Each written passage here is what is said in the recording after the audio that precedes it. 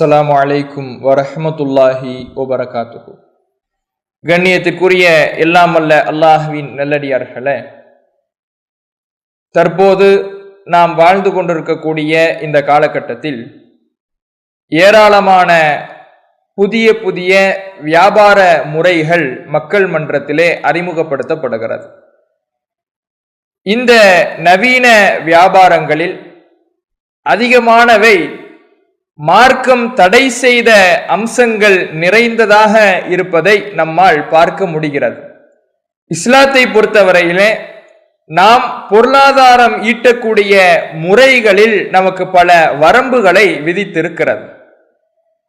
அந்த வரம்புகளுக்கு உட்பட்டு இருக்கக்கூடிய வியாபாரங்களின் மூலமாகத்தான் நம்முடைய பொருள் ஈட்டுதல் இருக்க வேண்டுமே தவிர, அந்த வரம்பை கடந்து பொருளை ஈட்டுகின்ற பொழுது அது இறைவன் தடை செய்ததை மீறிய குற்றத்திற்கு நாம் ஆளாக வேண்டிய நிலை ஏற்படும். அந்த வகையிலே தற்போது ஒரு புதிய வியாபார முறை மக்கள் மன்றத்திலே அதிகமாக பேசப்பட்டு கொண்டிருக்கிறது. அதை பற்றி அறிவதற்கு முன்னால் பொருளாதாரம் தொடர்பாக மார்க்கம் நமக்கு சொல்லி தந்திருக்கின்ற சில அடிப்படையை நாம் தெரிந்து கொள்ள வேண்டும். செல்வத்தை பொறுத்தவரையில், பொருளாதாரத்தை பொறுத்தவரையில் அதை மார்க்கம் நன்மை என்றும் சொல்லுகிறது, சோதனை என்றும் சொல்லுகிறது. பொருளாதாரத்தின் மூலமாக நாம் நம்முடைய பல வணக்க வழிபாடுகளை நிறைவேற்றுவதற்கும், இந்த உலகத்தில் நம்முடைய அத்தியாவசிய தேவைகளை, நாம் வாழ்வதற்கு தேவைகளை ஏற்படுத்தி கொள்வதற்கும் இந்த பொருளாதாரம் தான் நமக்கு உதவக்கூடியதாக இருக்கிறது. அதில் எந்த மாற்று கருத்தும் இல்லை. அந்த தேவைகளை நாம் நிறைவேற்றிக் கொள்வதற்கும், இந்த நன்மைகளை செய்வதற்கும் நாம் ஈட்டக்கூடிய பொருளாதார முறை இஸ்லாத்தினுடைய வரம்புகளை மீறாத வண்ணம் இருக்கும் என்றால் அப்போது அந்த பொருளாதாரம் நமக்கு நன்மையாக இருக்கும்.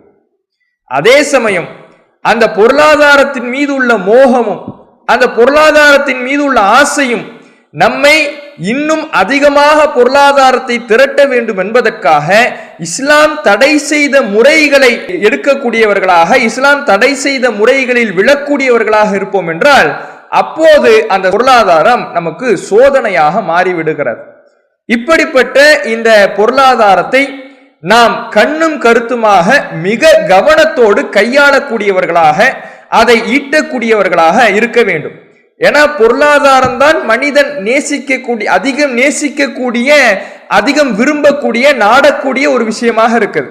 அந்த விருப்பமும் ஆசையும் எந்த ஒரு தடையையும் மீறுவதற்கு நம்மை தூண்டிவிடும் என்றால் அது மிகப்பெரிய மறுமையில் கைசேதத்திலே நம்மை கொண்டு போய் தள்ளிவிடும் என்பதனால் இந்த விஷயத்தில் நாம் மிகவும் கவனத்தோடு செயல்படக்கூடியவர்களாக இருக்க வேண்டும்.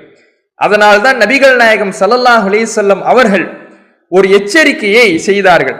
யஅதி அலன்னாசி ஸமானுன், மக்களுக்கு ஒரு காலம் வரும், லா யுபாலில் மர்உ மா அஹத மின்ஹு, ஒரு மனிதன் தான் எதிலிருந்து ஈட்டுகிறோம் என்பதை பொருட்படுத்தாத ஒரு காலம் மக்களுக்கு வரும். மினல் ஹலால் அம் மினல் ஹராம், இது ஹலாலான வழியில் ஈட்டப்பட்டதா அல்லது ஹராமான வழியில் ஈட்டப்பட்டதா என்பதை பொருட்படுத்தாத ஒரு காலம் மக்களிடத்தில் வரும் என்று நபிகள் நாயகம் ஸல்லல்லாஹு அலைஹி வஸல்லம் அவர்கள் சொல்லுகிறார்கள். அப்படியான ஒரு காலகட்டத்தில் நாம் வாழுகிறோமா என்ற சந்தேகத்தை ஏற்படுத்துகின்ற வகையில் இன்றைக்கு பல வியாபார முறைகள் மக்கள் மன்றத்திலே அறிமுகப்படுத்தப்பட்டிருக்கிறது. அதில் ஹராம் ஹலாலை பேண வேண்டிய இந்த இஸ்லாமிய சமூகம் அதிகமாக இது எந்த முறையில் வருகிறது என்பதை பொருட்படுத்தாமல் விழக்கூடிய ஒரு நிலையையும் பார்க்க முடிகிறது. இப்படியான ஒரு காலம் வரும் என்று நபிகள் நாயகம் ஸல்லல்லாஹு அலைஹி வஸல்லம் அவர்கள் எச்சரிக்கை செய்திருக்கிறார்கள். தனக்கு வரக்கூடிய பொருளாதாரம், தனக்கு வரக்கூடிய செல்வம் அது நல்ல வழியில், இறைவன் அனுமதித்த வழியில் வருகிறதா அல்லது இறைவன் தடை செய்த வழியில் வருகிறதா, இதை ஒரு மூமின் கவனத்தோடு உற்று நோக்கக்கூடியவனாக இருக்க வேண்டும். கவனத்தோடு இதை பார்த்து அந்த பொருளாதாரத்தை ஈட்டக்கூடியவர்களாக இருக்க வேண்டும். இதை பொருட்படுத்தவில்லை என்றால் நாம் நபிகள் நாயகம் ஸல்லல்லாஹு அலைஹி வஸல்லம் அவர்களுடைய எச்சரிக்கைக்கு ஆளாக இருக்கின்றோம் என்பதை நாம் உணர்ந்து கொள்ள வேண்டும். அதே போல இன்னொரு காலம் வரும். அந்த காலத்திலே நபிகள் நாயகம் ஸல்லல்லாஹு அலைஹி வஸல்லம் அவர்கள் மக்கள் எப்படி மாறுவார்கள் என்பதை நமக்கு சொல்லி காட்டுகிறார்கள். மக்கள் எப்படி ஆயிடுவாங்கன்னா அந்த காலத்துல ஹராமை செய்வார்கள். இறைவன் தடை செய்ததில் ஈடுபடுவார்கள். இறைவன் தடை செய்ததை செய்துவிட்டு அதற்கு வேறு பெயர் சூட்டி இது அது இல்ல அப்படின்னு இவர்களுக்கு இவர்களே சாக்கு போக்கு சொல்லுகின்ற ஒரு காலமும் வரும் என்று நபிகள் நாயகம் ஸல்லல்லாஹு அலைஹி வஸல்லம் அவர்கள் எச்சரிக்கை செய்தார்கள். ல யஷ்ரபன்ன நாசு மின் உம்மதி, என்னுடைய சமுதாயத்தில் சில மக்கள் அல் ஹம்ர மதுவை அருந்துவார்கள். யுஸம்மூனஹு பிகைரி இஸ்மிஹா, ஆனா அந்த மதுவிற்கு வேறு பெயரை சூட்டிக் கொள்வார்கள். அதை மது என்று சொல்ல மாட்டார்கள். மது என்றால் தானே ஹராம், மது என்றால் தானே தடை, இது மது இல்ல என்று அதற்கு வேறு பெயரை சூட்டி வியாக்கியானம் சொல்லுவார்கள். அப்படியான ஒரு காலகட்டம் வரும் என்று நபிகள் நாயகம் ஸல்லல்லாஹு அலைஹி வஸல்லம் அவர்கள் எச்சரிக்கை செய்தார்கள். அதுபோலத்தான் இன்றைக்கு வியாபாரத்தில் ரசூலுல்லாஹ் எந்த முறைகளை தடை செய்தார்களோ அந்த முறைகளை செய்து கொண்டு அதற்கு வேறு பெயரை சூட்டிக் கொள்கிறார்கள். உதாரணமாக வட்டி இடம்பெறக்கூடிய வியாபார முறைகள் இன்றைக்கு ஏராளமானதாக இருக்கிறது. அந்த வட்டிக்கு பல பெயர்களை சூட்டிக் கொள்ளுகிறார்கள்.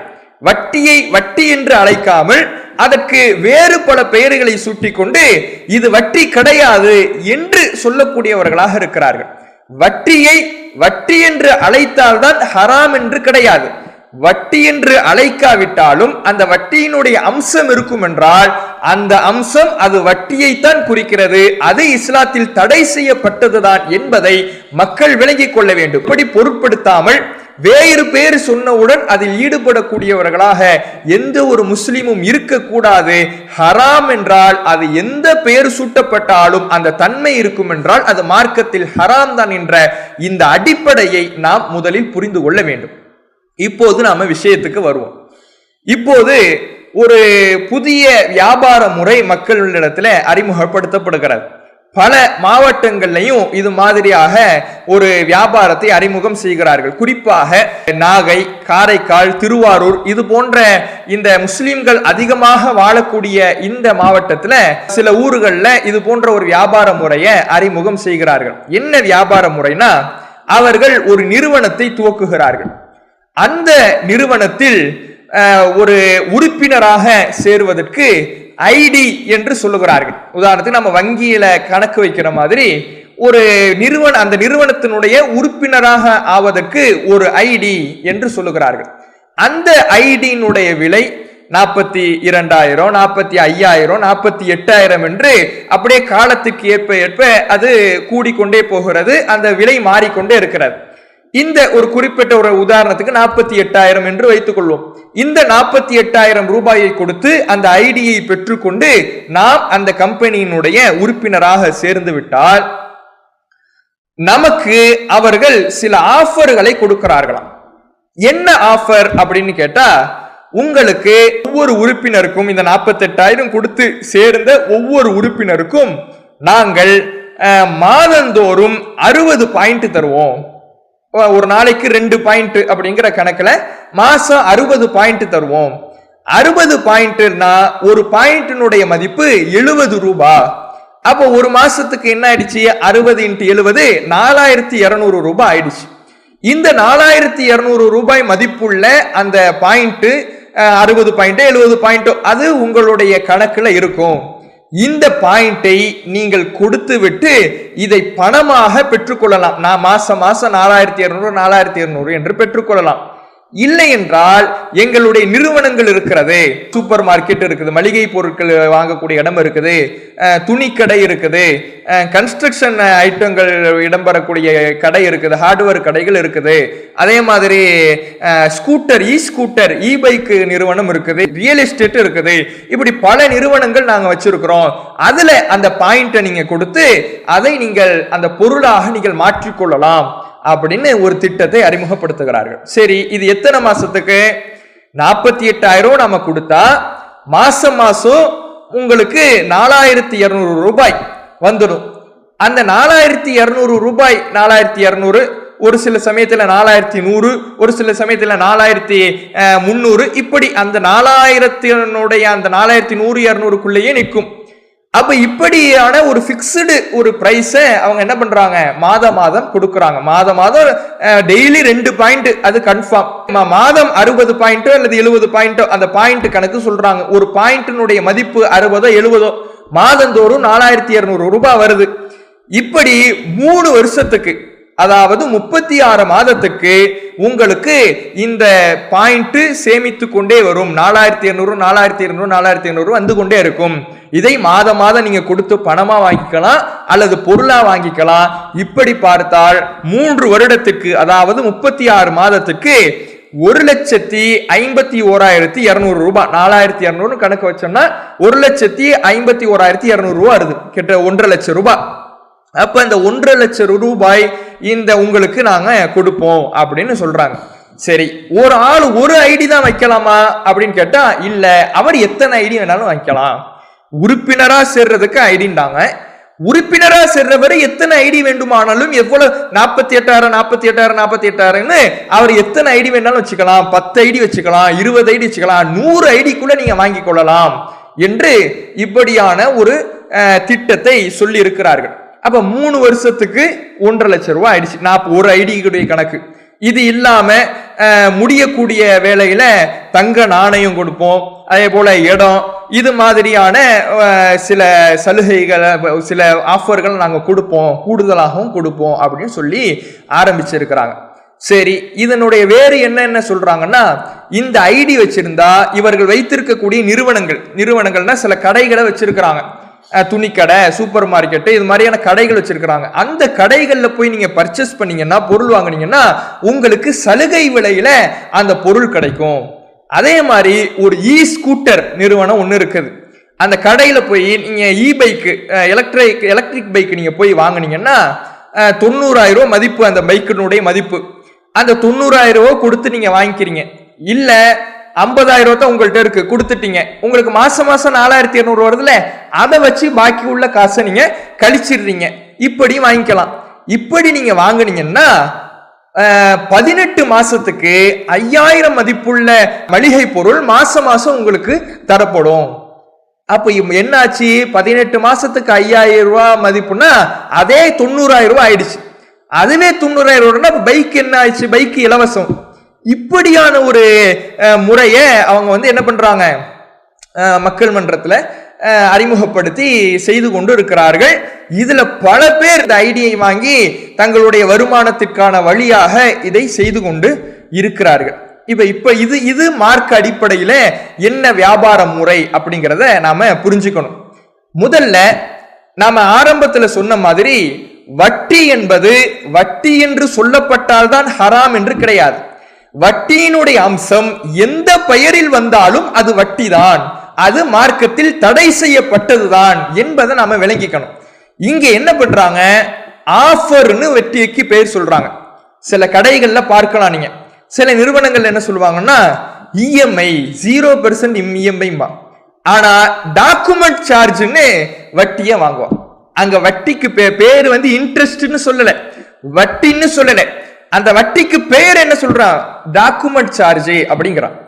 அது மாதிரிதான் இந்த இடத்துல வட்டியை வட்டி என்று சொல்லாமல் ஆஃபர் என்று சொல்லுகிறார்கள். என்ன ஆஃபரா, எங்களுடைய நிறுவனத்தில் உறுப்பினரா சேர்ந்தா நாங்க மாசம் 4,200 தருவோம், அதாவது பாயிண்ட் கணக்கில் தருவோம். இந்த வட்டியை பாயிண்ட் என்று சொல்லுகிறார்கள். ஒரு வியாபாரம் என்றால் அந்த வியாபாரத்திலே நாம பார்ட்னராக சேருவதற்கு மார்க்கத்தில் எந்த குற்றமும் இல்லை.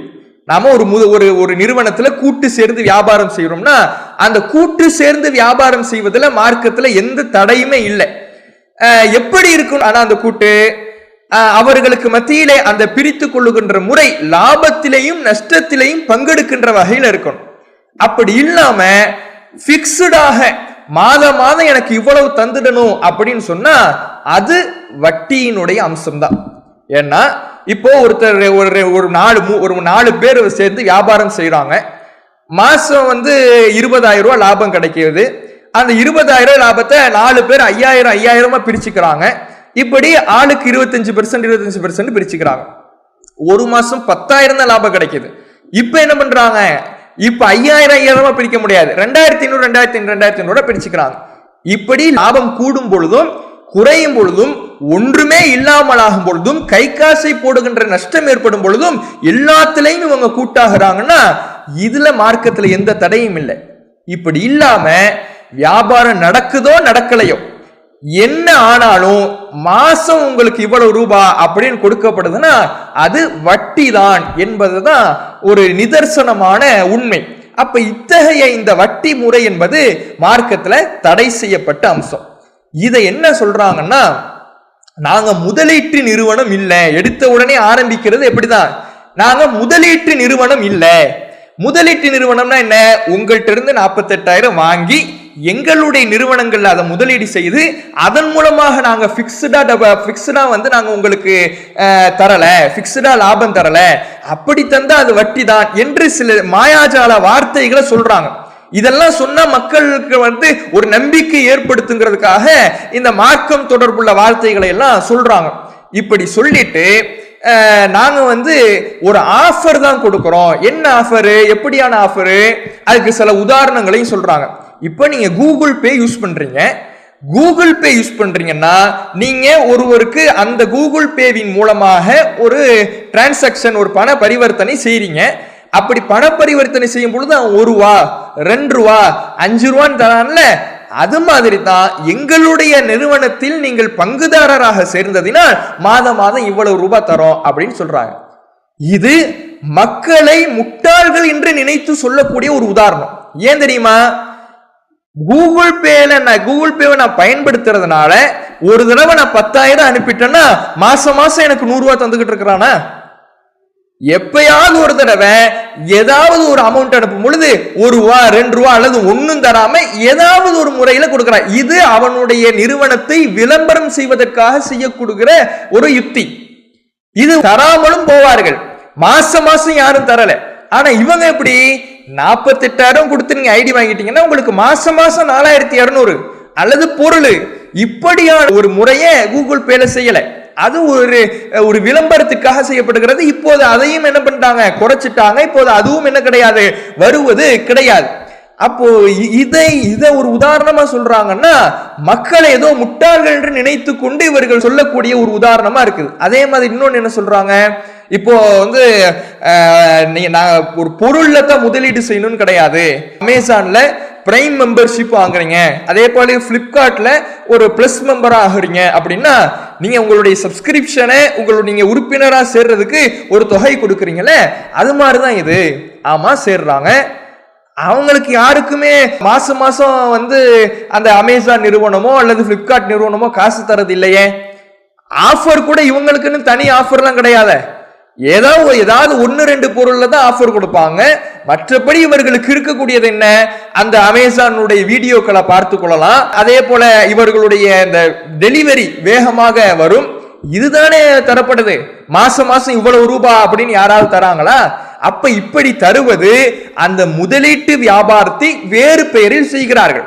முதலீட்டு வியாபாரத்திலே பிக்ஸ்டாக லாபம் வரும் என்று சொன்னால் அது தெளிவான வட்டி என்று மக்கள் அறிந்து வைத்திருக்கிற காரணத்தினால் அதை வேறு பெயர் சூட்டி இது எங்களுடைய சப்ஸ்கிரிப்ஷன் பேக், இது நாங்கள் தரக்கூடிய ஆஃபர் என்று வட்டிக்கு வேறு பெயர் சூட்டி இவர்கள் செய்யக்கூடிய வியாபாரமாகத்தான் இது இருக்கிறது என்பதை நம்மால் அறிந்து கொள்ள முடிகிறது.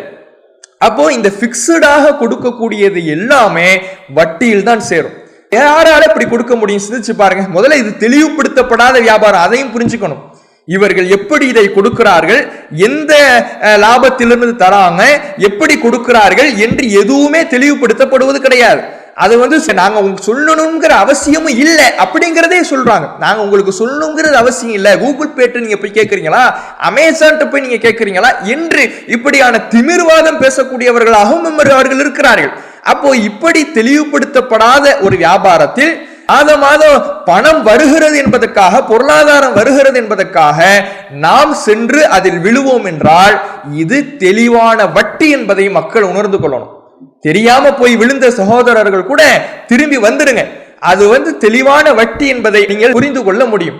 என்ன சொல்றாங்கன்னா, எப்படி இப்படி எல்லாம் கொடுக்க முடியும்னா, நாங்க மொத்தமா கொள்முதல் பண்றோம். ஒரு பைக்கை வாங்கிட்டு, ஒரு பைக்கை வாங்கணும்னா, ஒரு உதாரணத்துக்கு ஒரு இ பைக்கு 70,000 இருக்கும், 80,000 இருக்கும், 90,000 இருக்கும், இப்படி பல ரகங்கள்ல இருக்கும். அந்த இ பைக் இவங்கள்ட்ட இருந்து வாங்கணும்னு வைங்களேன், 18 மாசத்துக்கு 5,000 ரூபாய் மதிப்புள்ள மளிகை பொருளாம். என்ன ஆச்சு? 18 மாசத்துக்கு 5,000 மதிப்புள்ள மளிகை பொருள்னா அதே 90,000 ரூபாய் ஆயிடுச்சு, பைக் ரேட் ஆயிடுச்சு. அப்ப பைக் என்ன இலவசமா? மொத்தமா கொள்முதல் பண்ணா இப்படி கொடுக்க முடியுமா? கம்மியா கொடுக்க முடியும். மொத்தமா கொள்முதல் பண்ணா ஓனர், அந்த பைக் தயாரிக்கிறான ஓனர், அவனாலே இப்படி கொடுக்க முடியாத. அப்ப எந்த வகையில இப்படி கொடுக்கறாங்க? எதுவுமே தெளிவுபடுத்தப்படாத ஒரு முறை. பணம் வருகிறது என்பதற்காக, இலவசங்கள் வருகிறது என்பதற்காக இப்படி பெயர் மாற்றம் செய்யப்பட்ட இந்த வியாபாரத்தில் நாம் விழுவோம் என்றால் நாம் உஷாராக இருந்து கொள்ள வேண்டும். இதுவெல்லாம் தெளிவான வட்டி தான். அந்த வட்டியை வட்டி என்று சொல்லாமல் வேறு பெயர்களை ஆஃபர் என்றும் பாயிண்ட் என்றும் சொல்லிக் கொண்டிருக்கிறார்கள் என்பதை மக்கள் தெரிந்து கொள்ள வேண்டும். இது நாம கவனிக்க வேண்டிய முதல் விஷயம். அடுத்தது நாம கவனிக்க வேண்டிய விஷயம் என்னன்னா, இது மாதிரியான பல நிறுவனங்கள் வந்து சென்று இருக்கிறது. மக்களை பொறுத்த வரையில மறதி ஜாஸ்தி என்கிறதுனால, அதுவும் குறிப்பாக இந்த பொருளாதார விஷயத்துல பொருளாதாரம் இலகுவாக கிடைக்கும் பொழுது அந்த மறதியை ஏமாற்றக்கூடியவர்கள் பயன்படுத்திக் கொள்கிறார்கள். இது போன்ற ஏராளமான நிறுவனங்கள் வந்து சென்றிருக்கிறது. அந்த நிறுவனங்கள் எல்லாம் பெரும் இது போன்ற ஆஃபர்களையும் இது போன்ற இலவசங்களையும் வட்டியை கொடுத்து மக்களை தங்கள் பக்கம் ஈர்ப்பார்கள். இதில் யார் தப்பித்துக் கொள்வார்கள் என்றால், ஆரம்பத்தில் இது போன்ற ஆஃபர்களை பெற்றுக் கொள்பவர்கள், இந்த வட்டியை பெற்றுக் கொள்பவர்கள், இந்த வியாபாரத்தின் மூலம் லாபம் அடையக்கூடியவர்கள் தப்பித்துக் கொள்வார்கள். இப்படி தவறுகள் தப்பித்த பிறகு அதன் பிறகு அவர்களை பார்த்து பல மக்கள் வந்து சேருவாங்க. சேருகின்ற பொழுது அதையெல்லாம் அனைத்தையும் மொத்தமாக சேர்த்து தங்களுடைய அந்த அளவை, தாங்கள் நிர்ணயித்த அந்த அளவை எட்டிய உடனே மொத்தமா காலி பண்ணிட்டு போன வரலாறு தான் இந்த தமிழகம் அல்ல, உலகமே பல வரலாறுகளை பல நிறுவனங்கள் அது மாதிரி பார்த்துருக்குது. அப்ப சகோதரர்கள் சிந்திக்க வேண்டும், யாராலாவது இது போன்று ஆஃபர்களை கொடுக்க முடியுமா? எந்த ஒரு நிறுவனம், மல்டிநேஷனல் கம்பெனியா இருக்கட்டும், இன்டர்நேஷனல் கம்பெனியா இருக்கட்டும், யாராவது இது போன்ற ஒரு ஆஃபர்களை, இது போன்ற இலவசங்களை கொடுக்க முடியுமா என்பதை சிந்திக்க வேண்டும். யாராலும் அப்படி கொடுக்க முடியாது. தொழில் செய்யக்கூடிய எந்த ஒருவராலும் அப்படி கொடுக்க முடியாது. மொத்தமாக கொள்முதல் பண்றவளாலும் கொடுக்க முடியாது. அந்த தயாரிப்பை தயாரிக்கின்ற ஓனரால் கூட கொடுக்க முடியாது. அப்படிப்பட்ட ஒரு இலவசங்களை தருகிறார்கள் என்பதற்காக நாம் போய் விழுந்தோம் என்றால் தெளிவான வட்டியை சம்பாதித்தவர்களாக ஆகும். மீண்டும் சொல்லுகிறோம், வட்டி என்பது வட்டி என்று சொல்லப்பட்டால் மட்டுமல்ல, அவை பிக்ஸ்டாக உங்களுக்கு லாபத்தை தருகிறார்கள் என்றால் அது வட்டி தான். அது ஆஃபர் என்று சொல்லப்பட்டாலும் பாயிண்ட் என்று சொல்லப்பட்டாலும் வட்டி என்பது வட்டி தான் என்பதை உணர்ந்து அதிலிருந்து விலகிக் கொள்ள வேண்டும். வட்டி என்பது ஒரு பெரும் பாவம். அல்லாஹ்விடத்திலேயும் அல்லாஹுடைய தூதர் அவர்களிடத்திலேயும் போர் செய்வதற்கு சமமான குற்றம் என்று மார்க்கம் கடுமையாக கண்டிக்கிறது. அப்படிப்பட்ட இந்த வியாபார முறையிலிருந்து நாம் விலக வேண்டும். அறியாமல் இதில் ஈடுபட்டு கொண்டிருக்கக்கூடிய மக்கள் இதில் ஈடுபடுவதை தவிர்த்து உடனடியாக விலகிக் கொள்ள வேண்டும் என்று சொல்லிக்கொண்டு எனது உரையை நிறைவு செய்கின்றேன். வாஹிரு தாவானா அல்ஹம்துலில்லாஹி ரப்பில் ஆலமீன். அஸ்ஸலாமு அலைக்கும் வரஹ்மத்துல்லாஹி வபரகாத்துஹு.